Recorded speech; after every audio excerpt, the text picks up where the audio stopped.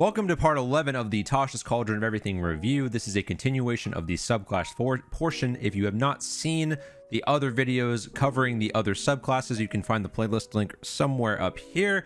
In this video, we are going to be covering the new options available for the Sorcerer. Before we get into it, a very small percentage of you guys who watch my videos are actually subscribed. So if you haven't subscribed yet and you're enjoying the content, consider subscribing. It's free and you can always change your mind.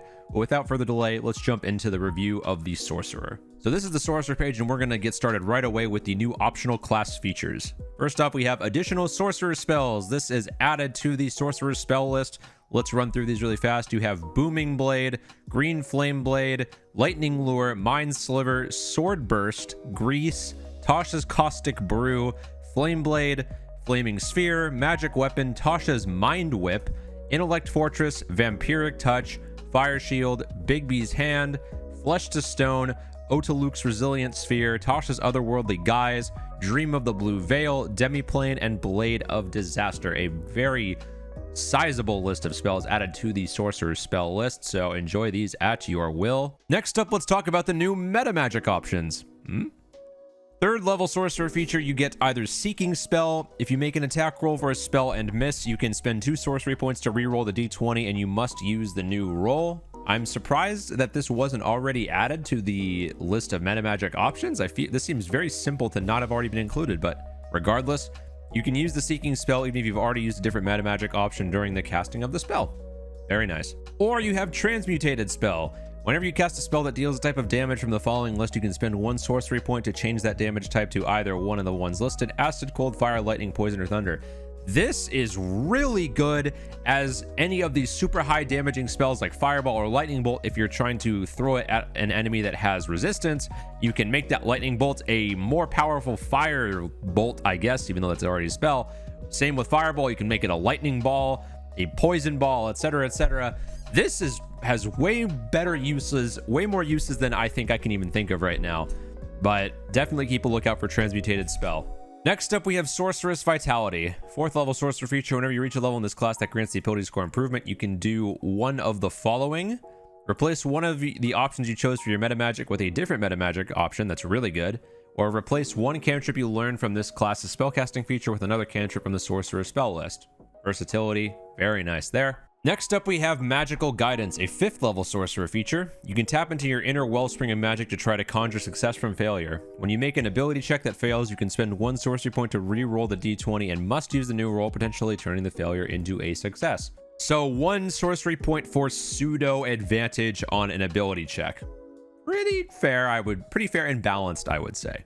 Moving on, let's talk about the 2 new Sorceress options in this book. First off, we have the Aberrant Mind. And we'll begin with the level 1 option, your Psionic Spells, giving you a new list of spells for your spell list.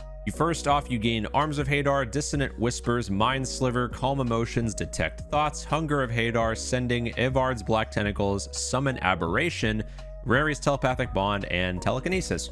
Pretty fair spells overall. Also at level 1, you gain Telepathic Speech. You can form a telepathic connection between your mind and the mind of another. As a bonus action, choose one creature you can see within 30 feet of you, and you and the chosen creature can speak telepathically to each other while you are within a number of miles equal to your charisma modifier, a minimum of 1. To understand each other, you must mentally speak in a language the other knows. The telepathic connection lasts for a number of minutes equal to your sorcery level. Sorcerer level. It ends if you are incapacitated or die, or if you use this ability to form a connection with a different creature. So telepathy at level 1, pretty fair and balanced, I would say. Next up, we have Psionic Sorcery, a 6th level feature. When you cast any spell of 1st level or higher from your Psionic Spells feature, you can cast it by expending a spell slot as normal or by spending a number of sorcery points equal to the spell's level. If you cast a spell using sorcery points, it requires no verbal or somatic components and requires no material components unless they are consumed by the spell. This I can see working very well in certain edge cases, but I will have to test this out to see how well this ability actually runs. Next up, we have Psychic Defenses, another 6th level ability. You gain resistance to psychic damage and you have advantage on saving throws against being charmed or frightened. Pretty basic, just inclusion there. Nothing too much to say about that. Next up at level 14, we have Revelation in Flesh, a 14th level Aberrant Mind feature.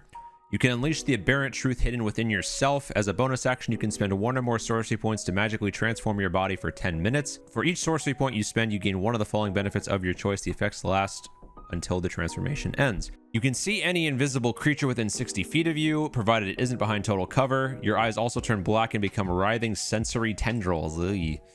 You gain a flying speed equal to your walking speed, and you can hover. As you fly, your skin glistens with mucus or shines with an otherworldly light. You gain a swimming speed equal to twice your walking speed, and you can breathe underwater. Moreover, gills grow from your neck or fan out from behind your ears. Your fingers become webbed, or you grow writhing cilia that extend through your clothing. Your body, along with any equipment you're wearing or carrying, becomes slimy and pliable. You can move through any space as narrow as 1 inch without squeezing, and you can spend 5 feet of movement to escape from non-magical restraints or being grappled.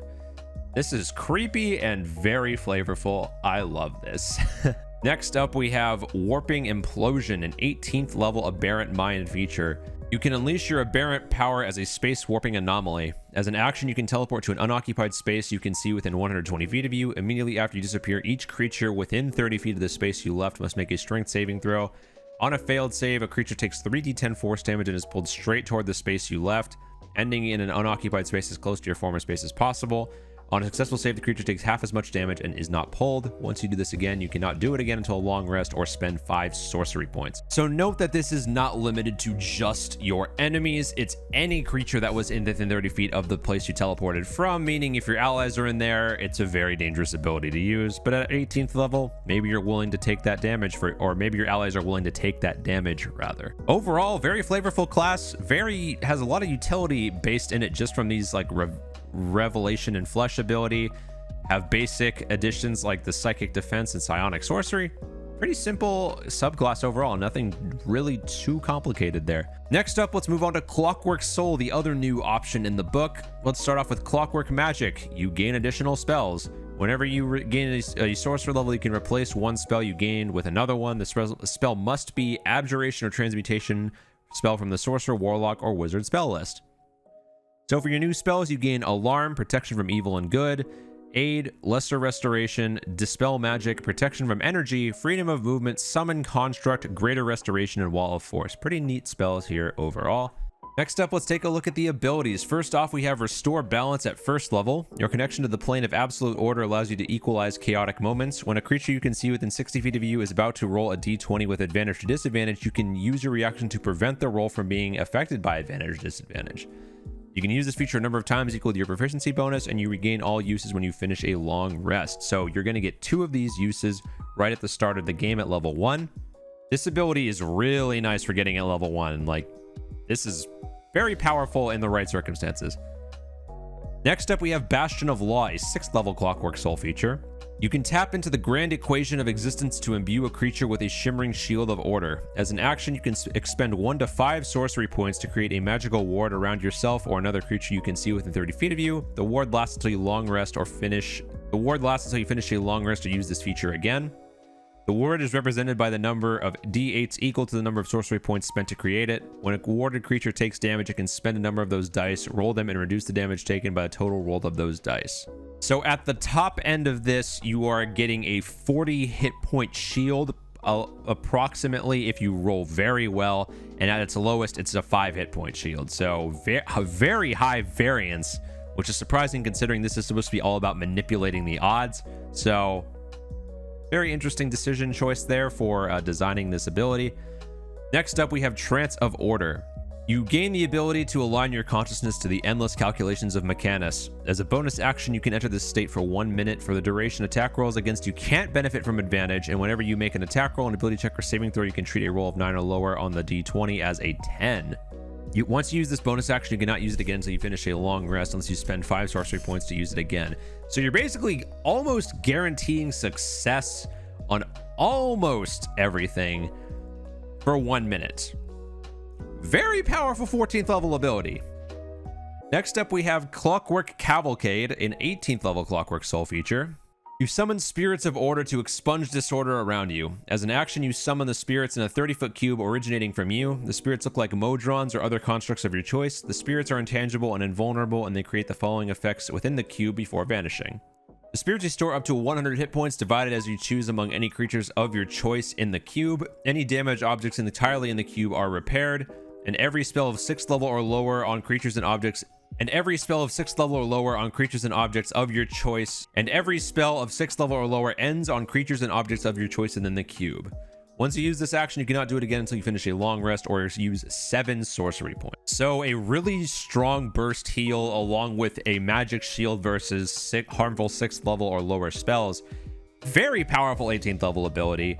Again, you're getting this at 18th level though, so if you're getting hit with spells, they're probably going to be a higher level by this point. So really powerful in the right circumstance, but don't know how powerful a capstone ability like this really is.